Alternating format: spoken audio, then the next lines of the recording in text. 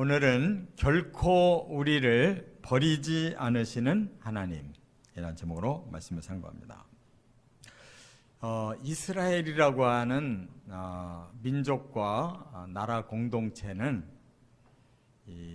본래 아브라함이라고 하는 한 사람의 씨에서 나왔습니다. 하나님이 세상을 둘러봤을 때 하나님을 믿고 경외하는 사람 딱 한 사람을 찾은 거예요. 아브라함. 그리고 그 아들 중에 이삭이라는 아들을 또 선택하시고 또 그 아들 중에 야곱이라는 이 손자를 선택하셨어요. 왜냐? 이 3대가 같은 믿음을 가졌습니다. 세상이 악해서 아브라함의 자식 중에도 하나님 버리는 자가 있는데 이렇게 아브라함의 믿음을 이삭의 믿음을 야곱이 이어가는 걸 보시고 하나님 기뻐서 이제 그 후손은 다 내 선민 백성으로 삼겠다.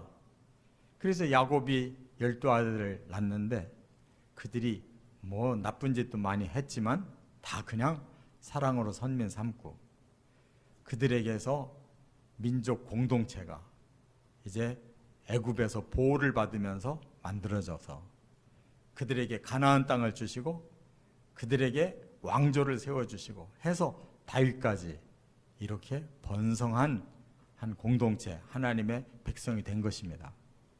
그러면 이 세상에 수없이 많은 민족이 있고 나라가 있는데 왜 이스라엘 한 민족 한 나라만 하나님 그렇게 정성 쏟고 축복하셨느냐? 그는 이스라엘만이 아니고 장차 모든 인류를 구원하기 위해서 그들을 모델로 삼고 그들에게 사명을 줘서 쓰시려고 불렀던 것입니다. 근데 이스라엘은 그걸 잊어버렸어요. 그래서 점점 하나님은 자기들만의 하나님, 자기들만 독특하게 하나님께 인정받고 사랑받고 축복받을 권리가 있는 민족 이렇게 생각하면서 하나님의 뜻대로 가지 않고 비껴나가기 시작한 거예요. 그리고 가나안에 들어가서 나라를 튼튼하게 세우고 보니까 하나님보다 저 이방인들이 믿는 우상이 더 능력이 있어 보인 거예요. 뭐 자식들을 풍성하게 낳게 하고 재산들을 늘리게 하고 곡식을 풍성하게 주신다고 하는 신들이 많은 거예요. 그래서 하나님은 멀리하기 시작하고 우상 섬기고 그래서 강대국이 된 나라들의 그 무기가 또 부러우니까 우리도 빨리 강한 나라 만들어야 되겠다 해서 막 무기를 만들고 무역을 하고 막 이렇게 점점 세속화가 된 것입니다. 그러다가 드디어 하나님의 인내가 더 이상 갈 수 없는 상황에 이르는 것이 바로 나라가 두 쪽 났고 북이스라엘은 아수르에게 721년에 망해버리고 남아있던 유다도 BC 586년에 바벨론에 의해서 멸망당한 거예요. 그런데 하나님이 지금 오늘 본문의 시는 멸망당한 이후에 쓴 거예요. 어디서 썼느냐? 포로 기간 동안에 바벨론에서 썼단 말이에요. 뭐라고 썼느냐? 하나님, 우리 나라가 이렇게 망했는데 하나님 뭐 하고 계십니까? 빨리 우리를 좀 구원해 주십시오 하는 간절한 시입니다. 그런데요, 지금 우리가 새벽 기도에서 포로기 동안에 시편을 쓴 것이 여러 개가 있는데 지금 세 번째 시편을 지금 하고 있는데 앞에 두 번은 그야말로 반성이 없는 것들이에요. 그야말로 하나님을 참담하게 만든 주인공들이 거꾸로 엉뚱한 적에게 그걸 화살을 돌리고 하나님께서 우리를 안 살려주신다고 계속 불평만 하는 거예요. 오늘 본문에도 그런 부분이 있어요. 그러나 많이 변화가 돼서 우리 죄를 사해 주십시오. 우리를 구원해 주십시오. 하나님께서 주신 언약을 우리가 다시 붙듭니다. 이렇게 그래도 많이 돌아온 걸 볼 수가 있어요. 자, 그러면 이스라엘이 그 후에 다시 완벽하게 됐을까요? 아니에요. 포로에서 70년 만에 돌아왔는데도 시원찮아가지고 예수님 오실 때까지 그들은 제대로 하나님의 뜻을 깨닫지 못해서 메시아 보냈는데 배척해서 죽이고, 그리고 강대국 로마에게 덤볐다가 완전히 망해버린 거예요. 그래서 1878년 동안 그들이 온 세계에 흩어져 가지고 모든 순환을 다 겪었는데, 지난 1948년에 하나님이 다시 그 민족을 모아서 이스라엘 그 땅에다가, 본래 가나안 땅에다가 다시 나라를 세워주셨잖아요. 그런데 지금도 정신 못 차리고 메시아는 다시 온다는 거예요. 예수가 아니래요. 왜?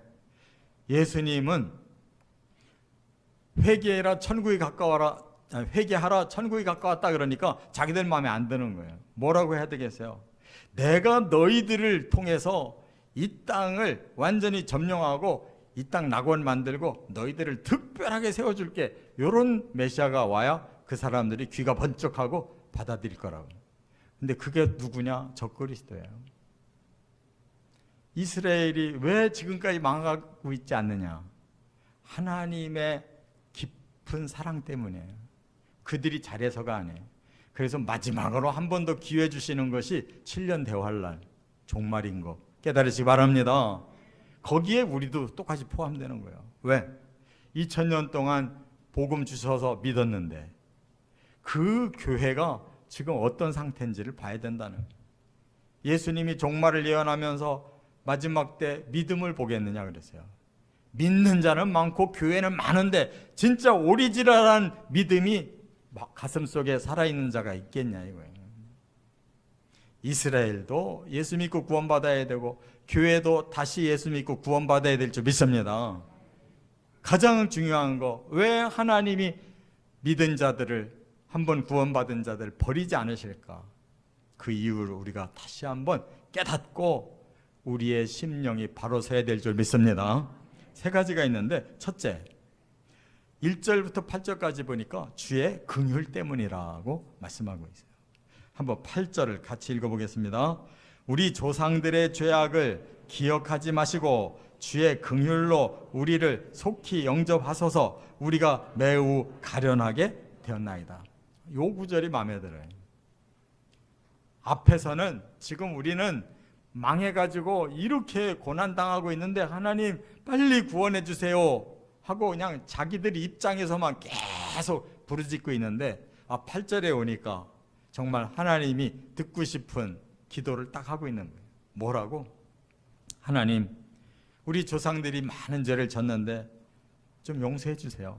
기억하지 마세요. 그리고 하나님의 긍휼, 그 긍휼의 사랑으로 우리를 좀 받아주세요. 우리가 지금 너무너무 가련한 신세입니다. 요렇게 기도하는 자들을 하나님 사랑하시는 줄 믿습니다. 여기서 가장 중요한 단어가 긍휼이라는 거예요. 그들이 한 짓을 생각하면 용서받을 수가 없어요. 그러나 하나님이 한번 택하면 그 사랑을 결코 끊지 않으시는 하나님이기 때문에 또 참아주시고 또 품어주시고 또 기다려주시고 또 용서해주시고 다시 기회 주시고 끝내 구원하시려고 하는 게 하나님의 긍휼의 마음이라는 거 기억하시기 바랍니다.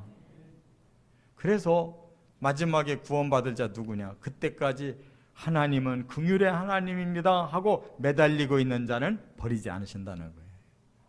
자, 그러면 이스라엘이 바로 그것이 부족한데 지금 이 저자가 바로 그 기도를 하고 있기 때문에 우리로 하여금 깨우침을 주시고 하나님의 긍휼의 마음 안으로 들어가서 마지막 무서운 환난 속에서라도 우리는 하나님의 긍휼의 그 은혜를 붙들고 있으면 하나님 결코 버리지 않는다는 거 확신하시기 바랍니다. 자, 그러면 그 당시에는 왜 이렇게 그들이 고난 속에 빠졌느냐? 그들은 하나님을 버린 자들이에요. 그래서 하나님께 징계를 받은 거지 하나님이 버린 게 아닙니다. 그 징계가 어느 정도였느냐? 여기 보니까 그 징계는 여기 1절에 기업으로 받은 가나안 땅과 예루살렘과 성전이 침략을 당했습니다. 그래요. 2절에는 많은 사람이 죽었는데 3절에 보니까 매장할 수도 없대요. 사람이 워낙 한꺼번에 많이 죽으면 매장할 수가 없습니다. 지금도 전쟁 나니까 매장을 못 하잖아요. 또 여기 4절에 보면 뭐라고 그래요? 살아있는 사람도 멀쩡하게 있지를 못해요. 왜? 남은 자들도 비방과 조소와 조롱거리가 되었습니다. 그랬고 5절에 보니까 더 이상 인내할 수가 없을 정도로 이런 한계 상황이 왔으니 하나님 빨리 저 적들을 좀 물리쳐 주십시오 하고 하소연하는 거예요. 그러면서 6절과 7절에 그래요. 지금까지는 선민에게 내렸던 재앙이지만 그 재앙을 몽땅 저 바벨론 적들에게로 좀 옮겨서 재앙을 내려주세요. 이렇게 기도한다고. 이런 데서 뭐 좋게 얘기하면 인간미지만 약삭 빠른 게 보이잖아요. 아직도 자기들이 회개를 제대로 못했는데 재앙을 빨리 거둬가지고 우리를 힘들게 했던 저놈들에게 재앙을 내려주십시오 하고 기도하고 있단 말이에요. 이렇게 해가지고는 구원 못 받아요. 그런 그들인데도 불구하고 깨어있는 이 시편의 저자는 하나님 우리 조상들의 죄 용서해 주시고 우리들에게 긍휼을 내려서 우리를 다시 한번 받아주세요. 너무너무 가련합니다. 이게 바로 하나님 마음을 움직이는 줄 깨달으시기 바랍니다. 원망, 불평, 남의 탓, 하나님 탓 하지 마시고 하나님 우리는 정말 죽을 죄 진 자들입니다. 버림받아도 쌉니다. 그러나 우리를 좀 불쌍히 여겨주십시오 하고 끝까지 긍휼의 사랑을 매달려 받아내시기를 바랍니다. 두 번째 9절과 10절에 보면 또 하나 버림받지 않는 이유가 있어요. 주의 영광 때문이다 라고 말씀하고 있어요. 9절을 한번 같이 읽겠습니다.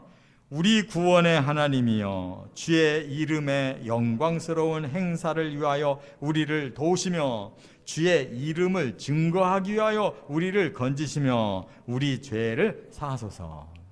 이 말도 하나님이 말씀에 마음에 들어 하시는 말씀이에요. 뭐냐? 하나님의 영광을 위해서라도 우리를 구원해 달라는 거예요. 이거 마치 탕자가 아버지의 체면을 위해서라도 저를 좀 용서해 주시고 다시 받아주세요. 이런 말 하는 거와 똑같아요. 우리는 정말 할 말 없습니다. 그러나 하나님 영광을 위해서 하나님의 체면을 위해서 우리 다시 좀 살려주시고 다시 좀 회복시켜 주세요. 그런 말이에요. 그러면 우리가 하나님 영광을 증거하겠습니다. 이렇게 말한단 말이에요. 그래도 자기 자신 중심에서 많이 하나님으로 옮겨갔잖아요. 다행이죠. 하나님 영광을 생각한다는 거. 그런데 우리는 더 깊은 하나님의 마음을 헤아려 봐야 돼요. 진짜 하나님이 사람을 통해서 막 자신이 다 영광 받으시려고 하시는 것이냐? 아니에요. 하나님이 사랑하는 자에게 영광을 주기 위해서 영광 받으시는 거예요. 할렐루야. 그게 어디에 나오느냐? 이스라엘을 창조하신 목적을 이사야 43장 7절에 이렇게 밝히셨어요. 내 이름으로 불려지는 모든 자 곧 내가 내 영광을 위하여 창조한 자를 오게 하라. 그를 내가 지었고 그를 내가 만들었노라.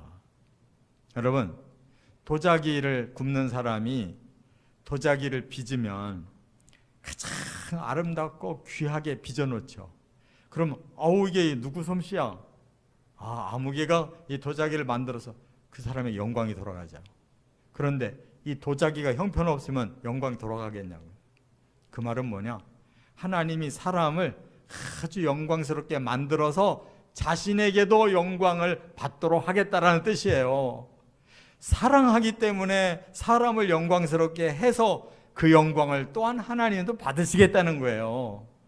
하나님은 영광을 독차지하는 게 아니라 나누고 싶어 하신다는 이 사랑을 깨달으시기 바랍니다.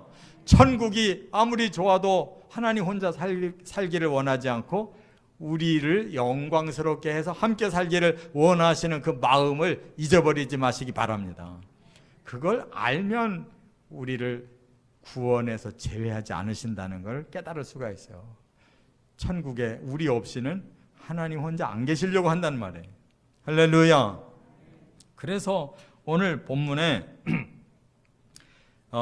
바로 하나님의 영광을 위해서라도 저희들을 구원해 주시고 구원받으면 하나님의 영광을 증거하겠습니다 하는 것이 그래도 하나님 앞에 받아들여질 만한 신앙 고백이다 그 말이에요.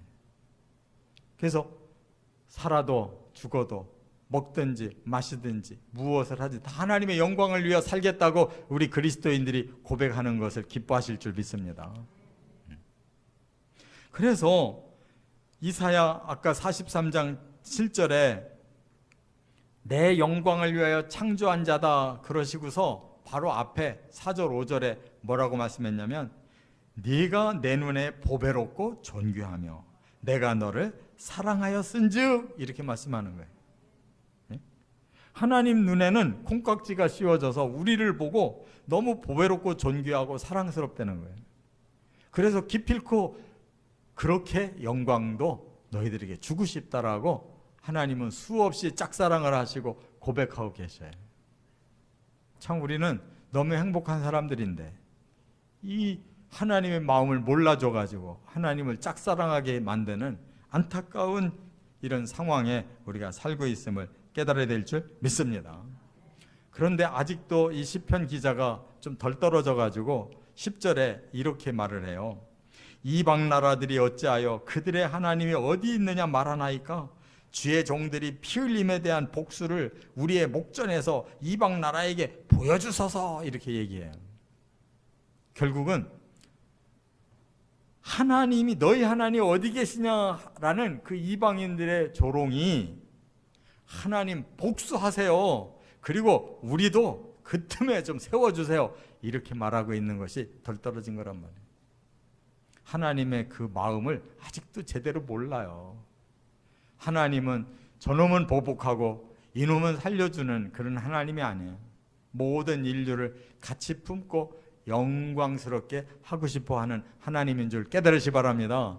그래야 우리까지만 구원받고 나머지는 몰라요 하는 자가 아니라 우리도 구원시키신 것처럼 또 다른 영혼도 구원시켜 주세요 하는 진정한 그리스도인의 마음을 품게 될 줄 믿습니다. 세 번째 11절부터 13절 주의 양이기 때문이다 라고 말씀한 거예요. 13절 같이 읽겠습니다. 우리는 주의 백성이요 주의 목장의 양이니 우리는 영원히 주께 감사하며 주의 영예를 대대 전하리이다. 이것도 깨달은 자의 고백이에요. 하나님, 우리는 하나님의 목장의 양이고 하나님이 목자이십니다 라고 고백하면서 그렇기 때문에 하나님의 우리 안에 있는 하나님의 목장 안에 있는 양은 영원히 하나님과 함께 있다는 것을 우리가 전하겠습니다. 저나 여러분이나 천국에서 영원히 하나님의 목자장 안에 양으로 살게 될 줄 믿습니다. 아직 안 들어갔어도 우리는 이렇게 될 겁니다라고 전하는 삶을 살아야 된다 이 말이에요. 자, 이걸 보고 뭐라고 하느냐? 언약의 관계다 이렇게 말하는 거예요. 하나님은 나는 목자가 되겠다. 내 백성은 나의 양으로 삼겠다. 그러면 목자와 양의 관계는 뭐예요? 양은 따라가기만 하면 되는, 목자는 다 책임지는 거라는 말이에요. 이렇게 불합리한 언약을 맺고도 하나님은 불평 안 하고 끝까지 양들을 다 살리려고 하시는데 불평은 양들이 하고 있어요. 그렇기 때문에 이 구약에서도 시대가 험악해질수록 이 말씀을 하고 계시는 거예요. 이사야서 보면 40장 9절부터 11절에 이 목자와 양 언약을 이렇게 맺으셨다는 거예요. 아름다운 소식을 시온에 전하는 자여 너는 높은 산에 오르라. 아름다운 소식을 예루살렘에 전하는 자여 너는 힘써 소리를 높이라. 그리고는 11절에 그는 목자같이 양떼를 먹이시며 어린 양을 그 팔로 모아 품에 안으시며 젖 먹이는 암컷들을 온순히 인도하시리로다. 이것이 기쁜 소식이라는 거예요. 목자가 양을 불러서 품에 안을 것이고 내가 그들을 좋은 곳으로 인도할 것이다 라고 이렇게 언약하셨다는 거예요. 그 다음에 에스겔은 이미 망한 후에 포로 포로된 상태에서 이 예언을 한 거예요. 에스겔서 34장 12절에도 양과 목자의 언약을 발표하고 있어요. 뭐라고? 여호와께서 이같이 말씀하셨느니라. 나 곧 내가 내 양을 찾고 찾되 목자가 양 가운데 있는 날에 내 양을 찾아서 흐리고 캄캄한 날에 그 흩어진 모든 곳에서 그들을 건져낼지라. 양이 멀리 떠나버렸어요. 양을 잃어버렸어요. 그러나 나는 목자로서 끝내 양을 찾겠다. 어두운 구석에서도 다 끌어내겠다. 그들을 반드시 건지겠다. 이게 목자와 양의 언약인 줄 믿습니다. 이것을 실천하신 분이 예수님이에요. 그래서 예수님이 요한복음 10장에서 이것을 정확하게 해석해서 다시 발표하셨어요. 뭐라고? 요한복음 10장 11절에 나는 선한 목자라. 선한 목자는 양들을 위하여 목숨을 버린다. 어두운 곳에서 그 양을 찾아내려면 목자가 희생하는 거예요. 또 14절에 보면 나는 선한 목자라. 나는 내 양을 알고 양도 나를 아는 것이 아버지께서 나를 아시고 내가 아버지를 아는 것 같으니 나는 양을 위하여 목숨을 버리노라. 목자 대신 그 메시아의 아버지와 메시아는 같다는 거예요. 그런데 그 하나님이 사람 메시아로 오셔서 양들을 구원하기 위해 자신은 죽어야 된다는 거예요. 이게 십자가 복음의 언약인 줄 믿습니다. 이거 믿는 사람이 바로 여기 구원에 들어간다는 거예요. 버림받지 않는다는 거예요. 할렐루야. 예수님이 구약에 자신이 이렇게 희생양이 될 것을 다 아시고 그대로 오셔서 목자인데 희생양이 돼버리시잖아요. 다른 양을 살리려고. 이 얼마나 깊고 오묘한 복음이며 언약이란 말이에요. 세상에 날고 뛰는 사상과 교훈이 많아도 바로 자신을 희생해서 남을 살리는 복음과 같이 위대한 사상은 없어요.